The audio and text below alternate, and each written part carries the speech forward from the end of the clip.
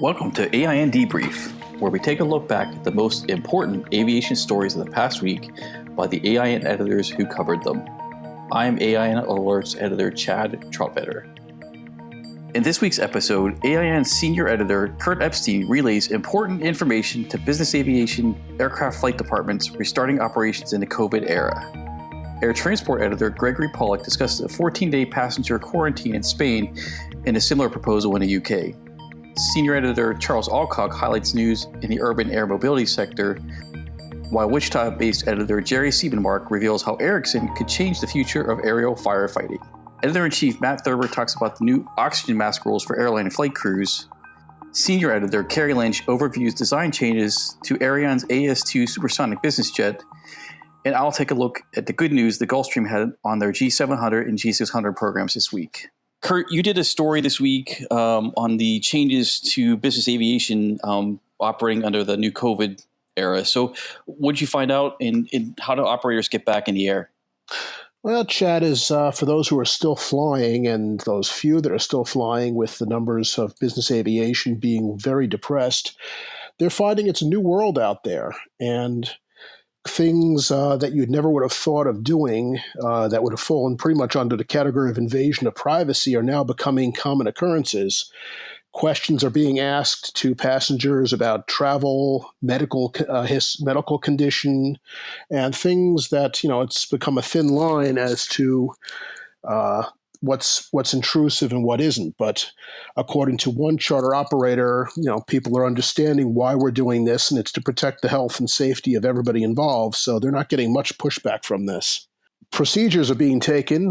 There's distribution of personal protection equipment to pilots and crew, as well as to passengers. A lot of the people I've spoken to, they're handing this equipment out, and in some cases explaining how it's used, even down to explaining to the passengers how to dispose of it when they're done with it at the end of the flight.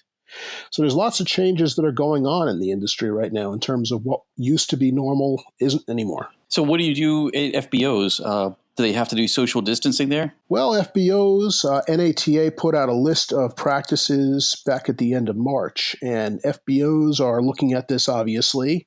A lot of flight operators are questioning FBOs as to what precautions they're taking. Things like, how often are you cleaning your FBOs? Have you increased your FBO cleaning regimens? Are you providing for segregation of various passenger groups before they're ready for their flights? Are you requesting that operators stagger their departures to minimize the amount of people in the terminals at a time?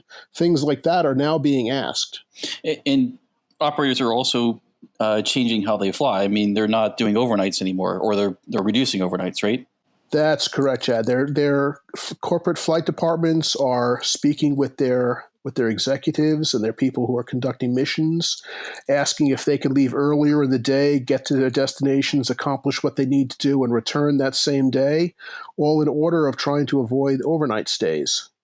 And in cases where there are unavoidable overnights, they're relocating the aircraft and their crews to areas where there is known to be less prevalence of the COVID-19 virus. And what about in-flight catering and limos and things like that?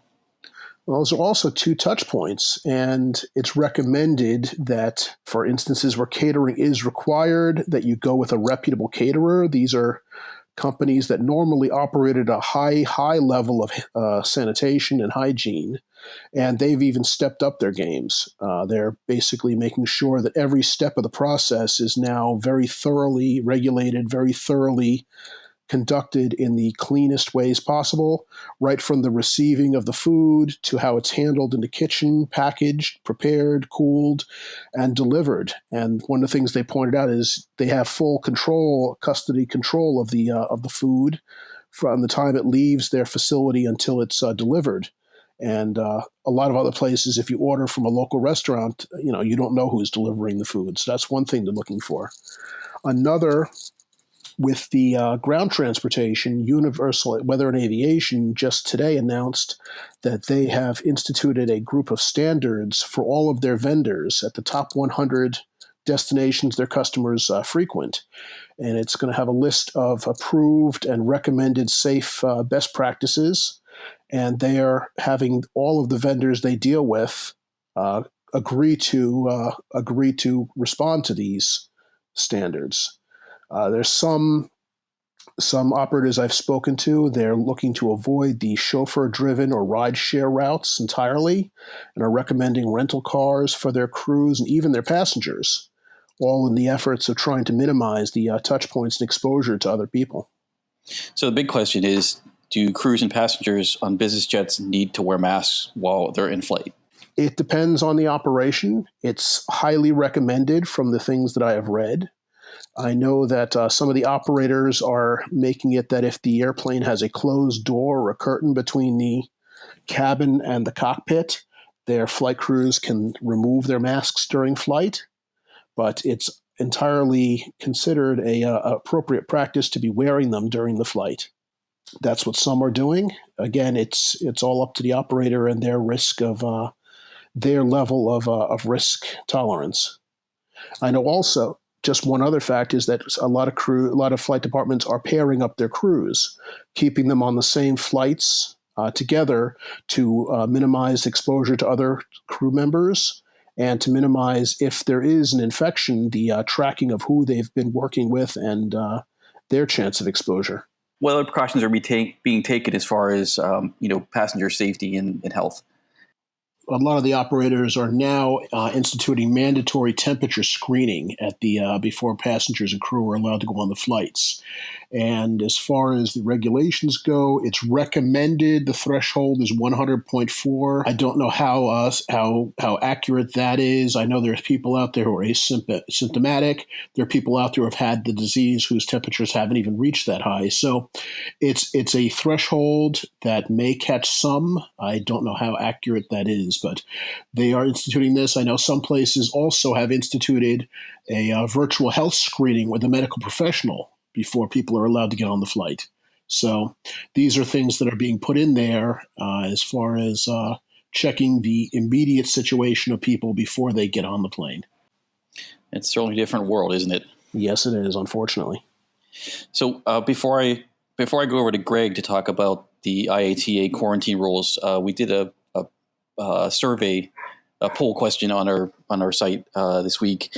We were asking flight departments how many have restarted flying again, and 35% have already restarted flying, and approximately another 16% expect to be doing that by the end of the month, and 26% by the end of June, and the rest, about 23%, expect to be flying in July or later. So that's interesting, and they're going to have to all adhere to the new operating standards. So, Greg, let's talk about IATA travel quarantine. They're not happy about some quarantines over in the UK and I think Spain, right? Yeah, Spain's quarantine requirement goes into effect tomorrow.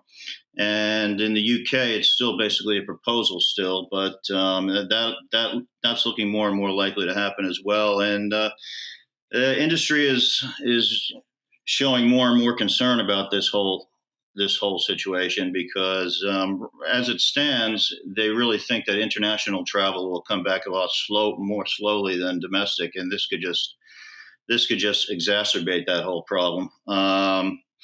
IATA, the International Air Transport Association, cited a survey. Actually, the Director General, Alexandre de Juniac, cited a survey the other day showing that almost 70% of all people, potential travelers, would not return to travel under the threat of a quarantine. And then another 84% ranked it as one of their top concerns.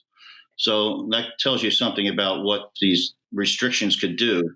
Was there anything else you wanted to add about the quarantine? Well, IATA is offering alternatives to doing things such as quarantines with proposals for certain protocols, such as temperature checks and other measures, they say, at departure to prevent symptomatic passengers from flying, and a government-managed system of health declarations and contact tracing. So all that together, they think can do the job without the need to resort to what they think are draconian measures. Okay, thanks, Greg. So, Charlie, there's been some news on the eVTOL front this week.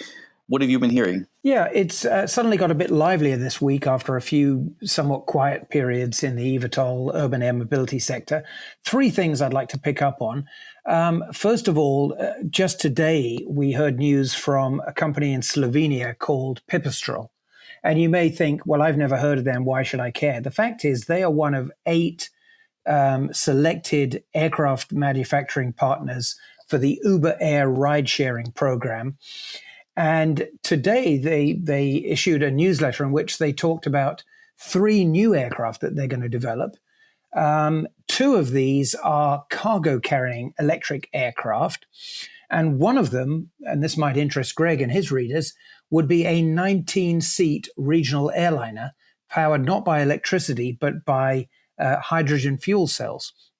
Now, that was interesting enough, but the side note that we picked up on was perhaps even more significant, because the company, Pipistrel, said that in light of what they said were delays and uncertainty around how Uber's program is actually going, they've decided to deprioritize the eVTOL aircraft that they're developing for that, and instead focus on these 2 cargo aircraft and the airliner.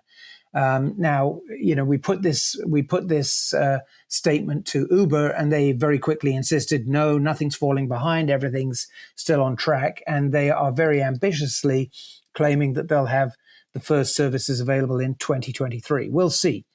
Then in China, EHang, which is another leader in the eVTOL field, it has just been busying itself with finding new ways to get its existing eVTOL aircraft out there and operational even before they're fully certified. And the latest initiative they announced is a partnership with a prestigious hotel in Guangzhou in southern China that will allow hotel guests to basically get a sightseeing ride in their aircraft over the Guangzhou area, which is right close to Hong Kong and Macau. And they say that they're going to offer this more widely across China. They've already been using their aircraft to support COVID relief operations and indeed flood relief operations. So again, I think they're trying to demonstrate the case for the aircraft. And then finally, Wisk, which is a joint venture between Kitty Hawk and Boeing, was able to resume flight testing of its Cora eVTOL out in New Zealand. And the reason that's significant, the head of Wisk told me, is because the New Zealand government, in his opinion, has done such a good job of getting COVID-19 under control that they've been able to resume flight testing there in New Zealand quicker than he said they would have been able to do in California. And what's the overall state of the eVTOL UAM industry?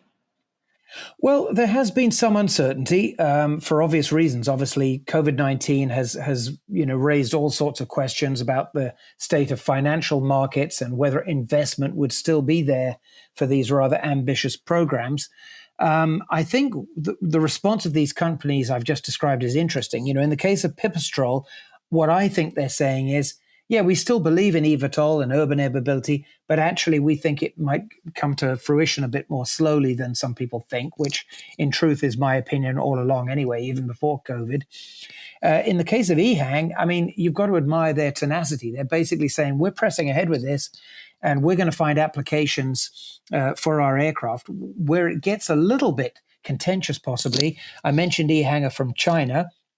They have a NASDAQ listing in New York, and until the COVID thing erupted, they had been actively flight testing some aircraft in the United States and clearly had big plans for the US market. Now, of course, that's become a very political situation. There's lots of talk of, possible ramifications for Chinese companies in the US.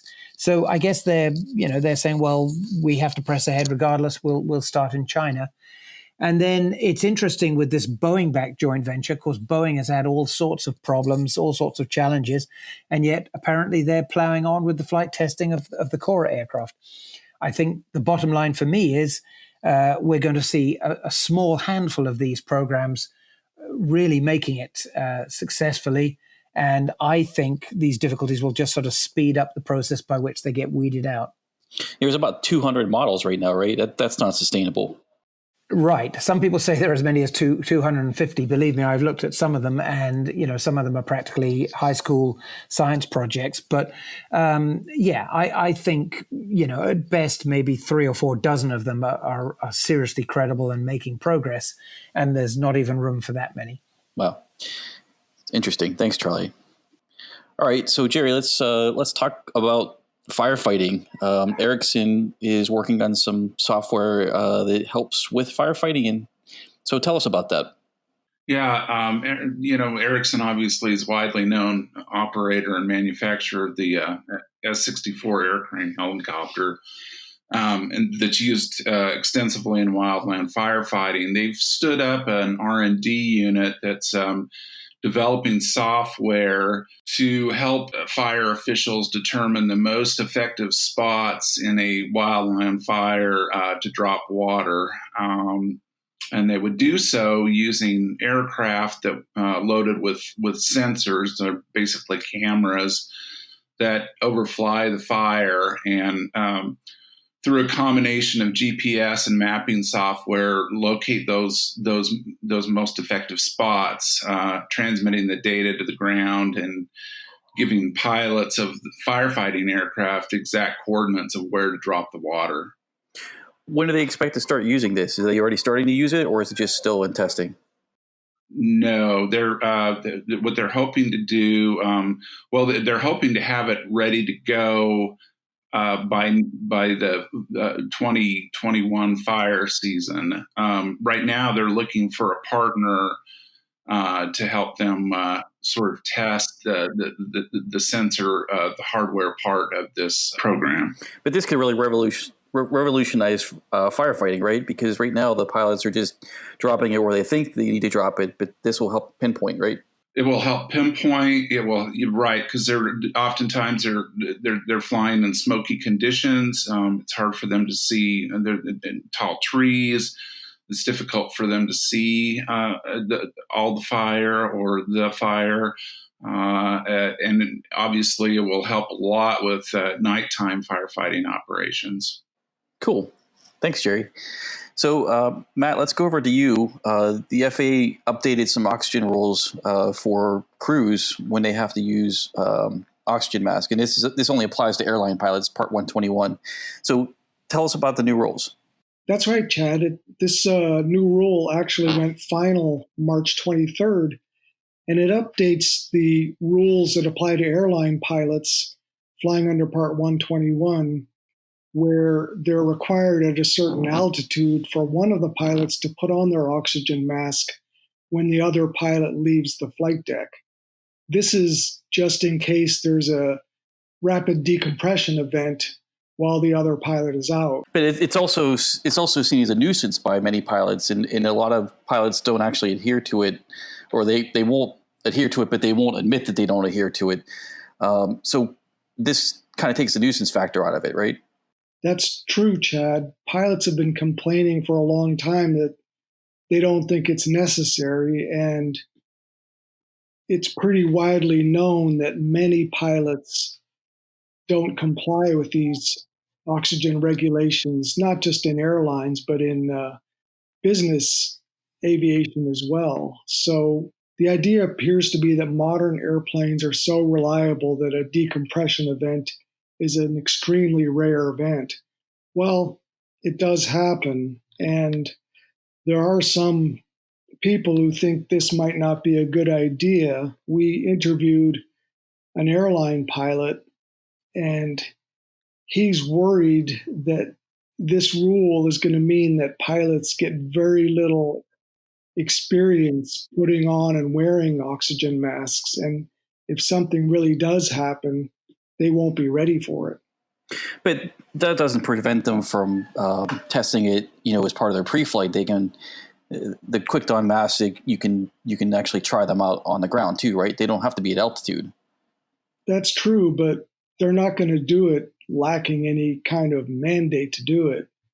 So it's a comfort and convenience issue, but there still appear to be safety implications. But the FAA didn't indicate that they're going to change anything for Part 91 or Part 135 operators, right? It's only for Part 121. At this time, the FAA didn't say anything about changes for Part 135 or Part 91 operators, but there has been a fairly long-standing group working within one of the FAA safety committees on this very subject. And they've done studies on how many people use masks, on the efficacy of masks. And so far, the FAA hasn't changed anything. But also the COVID thing could accelerate this a little bit too. There could be some concerns about safety, using the same mask as other crews have before you, and it may not be sanitized properly. Is that something they might take into consideration as well? That certainly is an issue. Nobody wants to wear a mask now that somebody has just had. And in fact, the FAA did change the rules that applied during training events, where when you were training in a simulator, you had to actually put the mask on. They've granted an exemption for that because it's just unsanitary and unsafe during the pandemic. Okay, excellent. Thanks, Matt. Kerry, so we heard more from Aerion a few weeks ago. We heard from them, and they were announcing the new headquarters in Melbourne, Florida, and they have some more news. So tell us about that. Well, Chad, Aerion's kind of at a pivotal point in its development as a company. I think it's really starting to lay the groundwork to move from a design firm into a manufacturing firm, which is why it made the decision to build its plant or its future factory in Melbourne. But in concert with that, Chad, it's also refining the design of its airplane. And it actually looks pretty different from what we've all seen in recent years. It has a new shape, delta-shaped wing instead of the straight line approach that it had that had incorporated a lot of its supersonic natural laminar flow technologies. And the empennage is a little sleeker and slimmer, and even the nacelle shapes are different on it. And in speaking with the company, they said that these are technologies that will, or the change of this design will give it the technologies or the approach it needs to make sure it can get the aircraft to market within the time frame of maybe the middle 2020s, 2026, realistically. They say there are a lot of enabling technologies from an avionics standpoint, from materials and in other areas that are giving it the ability to go in this different direction. It hasn't given up on supersonic natural laminar flow. There's a little bit of that work, which has kind of been a hallmark of its research in this airplane, but they believe that research actually will benefit future aircraft programs, and it already is looking at new aircraft programs. The supersonic business jet design, the AS2, it's still 3 engines, and are there any other huge changes to it other than the wing shape and the fuselage? Well, the wing shape, the nacelles, the empennage. No, I mean, they're still keeping their basic parameters. They want it to be a Mach 1.4 aircraft that could, and actually, when we're talking about it, they are approaching this with a holistic design that you can fly it at 3 different speed levels. And this is to accommodate environmental and practical considerations. So if you're over land and you can't go supersonic, then you can fly subsonic, and it will be as efficient as possible, even though it's a supersonic aircraft, and yet you still have the ability to make the gains at 1.4. They're still talking 5,000 nautical miles, but perhaps the ability to go from, Melbourne to San Francisco at subsonic speeds. And they're also eyeing it as efficiently as possible, kind of a mid-level speed at about 1.1, where they're looking and working with FAA and the whole aviation community and regulators internationally on what they're calling the Mach cutoff. And that's a theory that you could fly over land and the sonic boom reaches a certain point in the atmosphere, but it doesn't actually touch the ground. And there's a lot of research going into that to see if that would be environmentally acceptable. And if so, then they could actually fly supersonic overland without the boom actually hitting the ground and gain the benefits of speed, but at the same time at a much, at a slower speed than you would over water at Mach 1.4. So they're looking at how to make this as efficient as possible at, say, 1.1 as it as it would be below at subsonic speeds, as it would at the higher supersonic speeds. And so when it approaches it, it has to think about environmental considerations as well as performance. And being a business jet, they are committed to keeping the wider cabin at, I think 8 feet wide, so they can fit comfortably 10 passengers, 8 to 10 passengers. And they're still looking at a 2023 first flight and 2025 certification. And what about funding? Are they sufficiently funded too? Well, as far as certification, they're actually looking at cutting metal because they got to get their factory stood up and they have to go through preliminary design review yet. They're looking at cutting metal around 2023 and maybe first flight thereafter. And certification would be 2025, 2026 time frame. And as far as funding, we didn't go into that in depth. They just said they had strong backing. Yeah, they have backing from Boeing, and that might be a concern in the future. But for right now, it's okay, right? Well, I think they have a lot of substantial suppliers who are in on this, including GE Aviation that's developing the Affinity engines for it. And they have strong investors. And it's an interesting team there because they've plucked some of the cream of the crop as far as designers throughout the industry to pull this project together. So, unlike some companies that might be coming from the outside in, this is really an inside grow out type company as far as inside industry and then reaching out beyond the bounds. Okay, great. Thanks, Kerry. All right, Charlie, I'm going to throw the microphone over to you, and we'll talk about Gulfstream. Certainly. Well, Chad, I understand you've got some good news. A leading business jet maker making some significant progress with 2 of its new models. Is that right? Yeah, Gulfstream had some good stuff to say this week. It's kind of it's nice to have good news in this, among everything else we're hearing. So they are accelerating their G700 flight test program. They've added their third aircraft, a 5 flight test aircraft. And they've logged 100 hours so far with the 3 aircraft, and they're accelerating the program, and they're on track for certification possibly by late next year, 2021, and then entry into service in 2022. That would be a new flagship for Gulfstream. It would be it's a stretch of the G650, about another 10 feet of cabin, and they could put a stateroom in the back with a bedroom.